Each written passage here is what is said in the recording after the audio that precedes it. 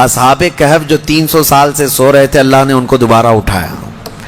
وہ اٹھے، انہوں نے آپس میں ایک دوسرے کو سوال کیا کہ ہم کتنے دن کب سے یہاں سو رہے ہیں. کسی ساتھی نے کہا صبح آئے تھے، دوپہر ہو گئی ہے. کسی نے کہا نہیں تھوڑا زیادہ سو لیے. بعد میں پھر انہوں نے اپنی نشانیاں دیکھی، ناخن بہت بڑے، بال الگ سے دکھ رہے ہیں. انہوں نے کہا کچھ تو معاملہ ہے، اللہ بہتر جانتا ہے ہم کتنے دن یہاں ٹھہرے رہے. ایمان والے تھے. ان ساتھیوں نے ایک اپنے ساتھی کو پیسے دے کر کے بازار بھیجا کہ بھوک بہت لگی ہے، کھانا لے آؤ. دیکھیں اللہ دوبارہ زندہ کر رہا ہے. تو ایک بادشاہ تھا دقیانوس. وہ بادشاہ مرتد اس طرح کہ وہ آخرت کا بھی انکار کر رہا تھا اور وہ اپنا ایک الگ دھرم چلا رہا تھا. عیسیٰ علیہ السلام کا دین پرانا ہو گیا، یعنی عیسیٰ علیہ السلام کے دین میں ہی یہ چیزیں ہو رہی تھی. تو وہ اس زمانے میں سب لوگ بت پرستی میں اور خدا کے انکار میں مبتلا تھے. تو 6-7 لوگ ایسے تھے جو بادشاہ کے سپاہیوں میں تھے یا وزیروں میں تھے یا الگ الگ تھے. یہ لوگ پوشیدہ طور پر اللہ ہی کی ذات پر یقین رکھتے تھے، ایمان رکھتے تھے، لیکن یہ ظاہر نہیں کر رہے تھے کہ ان کے بادشاہ مار ڈالے گا. لیکن کب تک اس طرح چھپ کر کے رہیں. تو یہ 7 لوگ یا 8 لوگ جتنی ان کی تعداد تھی، ایک جگہ یہ لوگ مل لیا اور کہا کہ ہم یہ شہر چھوڑ کر بادشاہ کی سلطنت سے دور چلے جاتے ہیں تاکہ ہمیں ہمارے دین پر آسانی سے عمل کا موقع ملے. وہ سب بادشاہ کو چھوڑ کر کے اچانک ایک دن رات کو طے کر کے نکلے. راستے میں ایک کتا ان کے ساتھ ہو گیا. انہوں نے کتے کو کہا کہ یہ کتا کہیں بھونکے گا تو ہم کو پکڑوا دے گا، اس کو چھوڑ دو. تو کتے نے فصیح زبان میں کہنا شروع کیا کہ میں بھونک کر پکڑوانے کے لیے نہیں بلکہ میں تمہاری حفاظت کے لیے ساتھ چل رہا ہوں. اللہ نے اسے زبان دی. یہ واقعہ موجود ہے.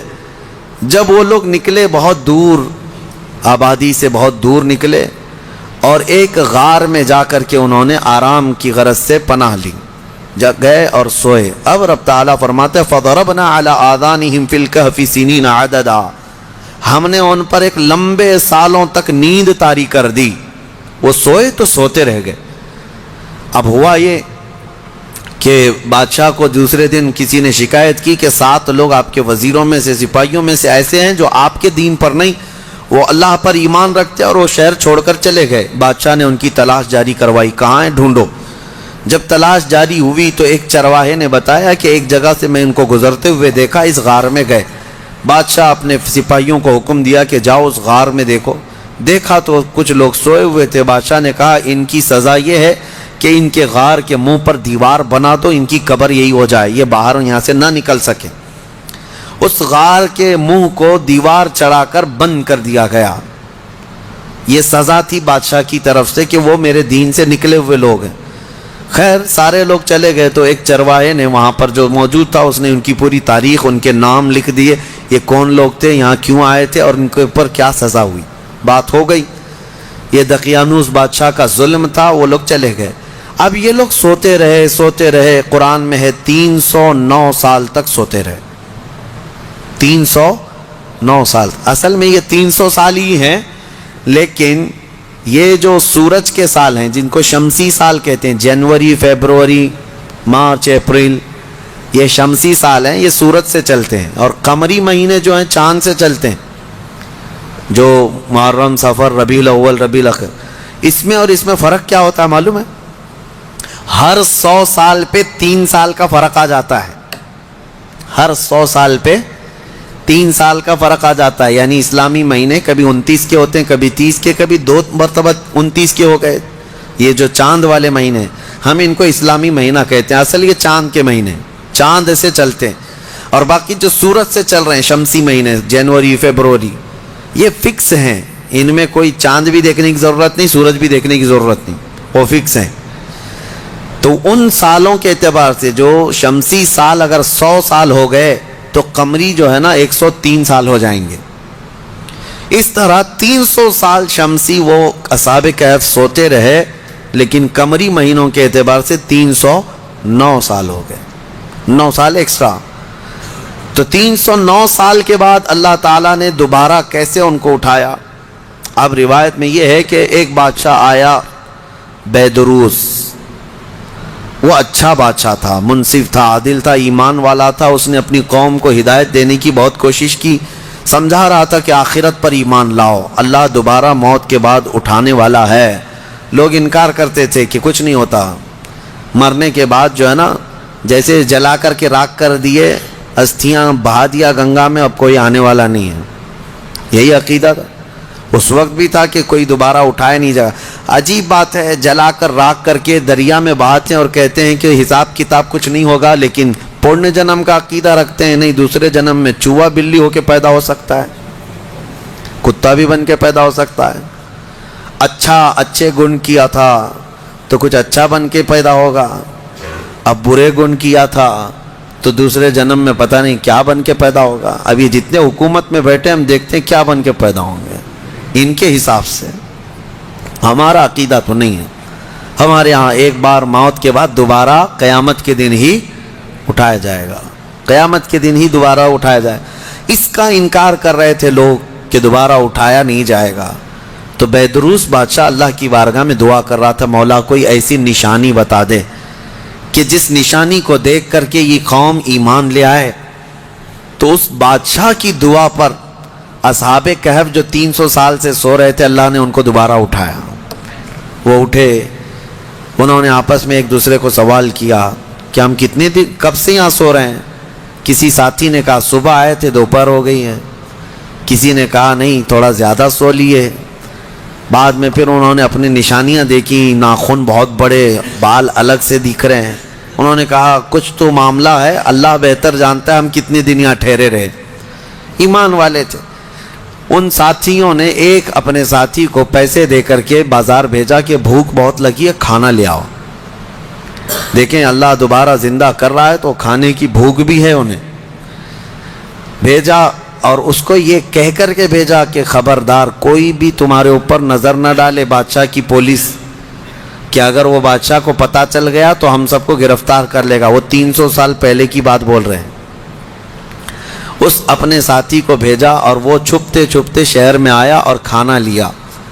کھانا لے کر کے اس نے پیسے دیا تو دکان والے نے دیکھا پیسے یہ کون سے 300 سال پہلے کے پیسے. ظاہر سی بات ہے حکومتیں بدلتی ہیں، سکے بدل جاتے ہیں. اس کی تو سب سے بہترین مثال ہمارے زمانے میں دیکھ لیا. آپ لوگوں کو تو یہ سب سمجھانے کی ضرورت نہیں، پرانی 500 کی نوٹ کہاں ہیں، 1000 کی نوٹ کہاں ہیں. حکومتیں جب چاہے ڈی مونیٹائزیشن کرتی رہتی ہیں. بہرحال تو وہ سکے جو ہے دیکھ کر کے دکان والے نے پوچھا تھا اچھا وہ چاندی اور سونے کے ہوا کرتے تھے. پوچھا کہ یہ تمہارے ہاتھ کہاں سے آئے؟ کہا یہ میرے اپنے پیسے ہیں. دکان والا امانت دار تھا، اس نے دکان میں کھڑا کیا اور جا کے پولیس کو خبر کر دیا. پولیس کو خبر کر دیا اور کہا کہ میرے پاس ایک ایسا آدمی آیا ہے، لگتا ہے اس کے ہاتھ میں کوئی پرانا خزانہ ہاتھ میں آیا ہے، لہذا اسی لیے میں آ کر کے تم کو خبر دے رہا ہوں. اس زمانے کا کوئی بہترین ٹپر ہوگا وہ. جا کر کے پولیس کو پہلے سے ٹپ دے دیا. ہیں بہت سارے لوگ. اور مجھے تو افسوس اس بات کا ہوتا ہے کہ ہم پر یہ بلیم بھی کرتے ہیں کچھ بڑے لوگ کہ آپ کے محلے ٹپروں سے بھرے ہوئے ہیں. یعنی پولیس کو کہ مخبر جاسوس مسلمان محلوں میں بہت بھرے ہوئے ہیں. یہ سب دوسرے لوگ ہم سے کہتے بھی ہیں. خاص کئی لوگ اسی کام میں صبح و شام کر رہے ہیں. اب تو لوگوں کو شرم بھی نہیں آتی، فخر سے کالر چوڑا کر کے بولتے ہیں ہاں ٹپ دیتے ہیں، جاسوسی کرتے ہیں. کس کی؟ مسلمانوں کی. اللہ انہیں ہدایت عطا فرمائے. تو وہ بیچارہ دکان والا پولیس کو جو جا کر کے خبر کر دیا، پولیس پوری آ گئی بادشاہ کی. لیکن کون سے؟ اب کے بادشاہ کی، بیدروس کی. یہ اصحاب کہف میں سے جو لے کے کھانا لینے آئے تھے ان کو پکڑ لیا. کہا کہ تمہارے پاس یہ پیسے کہاں سے آئے؟ کہا یہ میرے اپنے پیسے ہیں، میرے اور بھی ساتھی وہاں انتظار کر رہے ہیں. بادشاہ کے سامنے لے کر کے حاضری پیشی کر دی پولیس نے. بادشاہ نے پوچھا یہ کیا ہے، کہاں سے آئے ہو؟ انہوں نے اپنا واقعہ بتایا. اس کرسی پر آپ تو نہیں، کوئی اور تھا. یہاں ہم جب گئے تھے کوئی اور تھا، اب آپ آئے ہمیں معلوم نہیں ہے. ہم یہاں سے اپنا ایمان بچا کر گئے تھے، ہم سوئے غار میں اور بھوک لگی تو کھانے کے لیے آئے. بیدروس کو معلوم تھا کہ ایک دقیانوس بادشاہ کے ظلم سے کچھ لوگ شہر چھوڑ کر گئے تھے اور ان کے غار پر دیوار بنا کر ان کی قبر بنا دی گئی تھی. جیسے ہی بیدروس کو یہ پتا چلا کہ ان میں سے کوئی آیا ہے، کرسی چھوڑ کر اٹھا اور کہا لے چلو مجھے تمہارے ساتھیوں کے پاس. بادشاہ اپنی فوج کے ساتھ نکل پڑا اس غار کے پاس جہاں یہ لوگ سوئے تھے. اب غار میں موجود دوسرے ساتھیوں نے دیکھا تو کہنے پکڑا گیا ہمارا ساتھی، دیکھو پوری پولیس کے ساتھ آ رہا ہے. لیکن جب بادشاہ آیا دیکھا ان اصحاب کہف کو، دیوار پر ان کی پوری تاریخ بھی موجود ہے اور یہ زندہ سلامت بیٹھے ہوئے ہیں. سارے بادشاہ کے ساتھ پوری قوم جتنی تھی سب کے سب اللہ کی بارگاہ میں سجدے میں گر گئے کہ ہم ایمان لاتے ہیں مولا تو قادر مطلق ہے. 300 سال کی نیند کے بعد کسی بھی انسان کو جب اٹھا سکتا ہے تو مرے ہوئے راکھ میں گئے ہوئے انسان کو بھی اٹھانے پر اللہ تو قدرت رکھتا ہے. بے شک مولا میرا قادر ہے. اور اسی لیے رب تعالیٰ نے قرآن میں فرمایا منہا خلقناکم وفیہا نعیدکم ومنہا نخرجکم تارۃ اخری. پتہ ہے یہ ہم دعا کہاں پڑھتے ہیں؟ ولیمے میں، کھانا کھانے کے وقت، قبرستان میں مٹی دینے کے وقت. ہاں کیوں پڑھتے ہیں؟ اس کا مطلب یہ ہے اللہ فرماتا ہے ہم نے اسی سے تمہیں پیدا کیا، مٹی سے، اسی سے ہم نے تمہیں پیدا کیا اور اسی میں ہم تم کو لے جائیں گے اور اسی سے ہم تم کو دوبارہ اٹھائیں گے. مٹی دینے کے وقت ہر ایک کو یہ احساس ہونا چاہیے میں اسی سے پیدا ہوا ہوں، اسی میں جاؤں گا اور اسی سے پھر اٹھایا جاؤں گا. تو سارے سجدہ ریز ہوئے، ایمان لائے اور پھر اصحاب کہف واپس اپنے غار میں گئے، پھر سو گئے اور پھر ان کو لمبی نیند آئی اور ایسی نیند آئی کہ آج تک سو رہے ہیں. حدیث پاک میں وہ ابھی بھی سو رہے ہیں. قیامت کے قریب اللہ ان پر صرف موت طاری کرے گا، ورنہ ابھی تک وہ سو رہے ہیں. اور ہر عاشورہ محرم کی 10ویں تاریخ کو وہ کروٹ بھی بدلتے ہیں. اصحاب کہف آج بھی سو رہے ہیں اپنے غار میں. اور قرآن میں اللہ نے فرمایا ان کے غار کو اللہ نے ایسا رکھا ہے کہ سورج بھی ان کے غار کے اوپر سے نہیں جاتا. سورج کی تیز روشنیاں ان کے اوپر نہیں آتی. وہ غار اوپر سے چھپا ہوا نہیں ہے، وہ کھلے میدان میں سوئے ہیں. سورج جب ان کے غار کے اوپر سے جاتا ہے تو دائیں ہو جاتا ہے یا بائیں ہو جاتا ہے موسموں کے حساب سے، سیدھے ان کے اوپر سے نہیں جاتا. موسموں کے تھپیڑوں سے اور سختیوں سے بھی اللہ نے ان کو محفوظ رکھا ہے. اور قرآن میں اللہ فرماتا ہے کہ تم اگر دیکھو گے وَتَحْسَبُهُمْ أَيْقَاظًا وَهُمْ رُقُودٌ وَنُقَلِّبُهُمْ ذَاتَ الْيَمِينِ وَذَاتَ الشِّمَالِ وَكَلْبُهُمْ بَاسِطٌ ذِرَاعَيْهِ بِالْوَسِيدِ. دیکھنے والا دیکھے گا تو ایسا لگیں گے کہ وہ زندہ بیٹھے ہوئے ہیں جبکہ وہ سو رہے ہیں. اللہ فرماتا اور وہ کبھی دائیں اور بائیں پلٹتے رہتے ہیں اور ان کا کتا پالتی مار کر ان کے قدموں میں بیٹھا ہوا ہے. لَوِ اطَّلَعْتَ عَلَيْهِمْ لَوَلَّيْتَ مِنْهُمْ فِرَارًا. اللہ فرما رہا ہے اگر تم دیکھنے کی کوشش کرو گے پیٹ پھیر کر کے بھاگ جاؤ گے. تمہارے اوپر اللہ ایسا رعب ڈالے گا کوئی دیکھ نہیں سکے گا، کوئی دیکھ نہیں. اب جارڈن میں ایک جگہ اصحاب کہف کا غار کہہ کر کے بتایا جاتا ہے اور لوگ اندر گھس کے دیکھ کے بھی آتے ہیں، ویڈیو بھی کر کے آتے ہیں. لیکن قرآن کے اعتبار سے مجھے نہیں لگتا یہ پتہ نہیں جا کر ہڈیوں کے ویڈیو بنا کر کے لاتے ہیں. اور انٹرنیٹ پہ بھی بہت سارے ویڈیو پڑے ہیں اصحاب کہف کا غار، اصحاب کہف کا غار. یہ غار کہاں ہے اور اللہ کیسے محفوظ رکھا ہے آپ وہاں جا نہ سکیں گے. رعب ایسا اللہ تعالیٰ نے اس غار پر رکھا ہے. اب خلاصہ کلام یہ ہے کہ اس میں جو چیزیں عبرت کی ہیں وہ میں کہتا ہوں. وہ کون تھے؟ اللہ کے نبی تھے؟ وہ کون تھے؟ رسول تھے؟ فرشتے تھے؟ نہیں. اللہ فرماتا انہم فتیۃ آمنوا بربہم. بس وہ نوجوان تھے جو اپنے رب پر ایمان لائے تھے. اگر نوجوان مضبوط ایمان لائیں مولا صدیوں تک ان کی حفاظت فرماتا ہے. ان کے ایمان کی برکت دیکھیں. اور اتنا ہی نہیں وہ اچھے لوگ تھے، اچھے لوگ تھے. میاں کتا کیا کر رہا ہے؟ کتا کیوں ابھی تک محفوظ ہے؟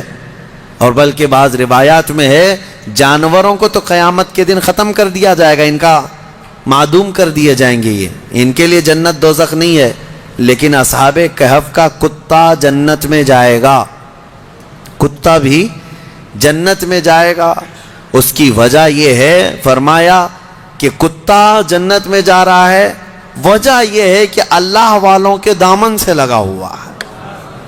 اللہ والوں کے ساتھ بیٹھا ہوا ہے.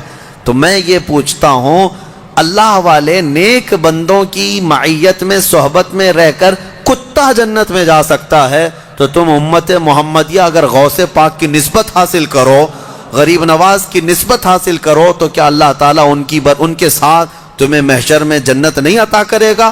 اسی لیے بریلی کے امام نے اپنی نسبت پہ یوں فخر کیا تھا، اے سرکار غوث تجھ سے در سے سگ، اور سگ سے ہے مجھ کو نسبت، میری گردن میں بھی ہے دور کا ڈورا تیرا.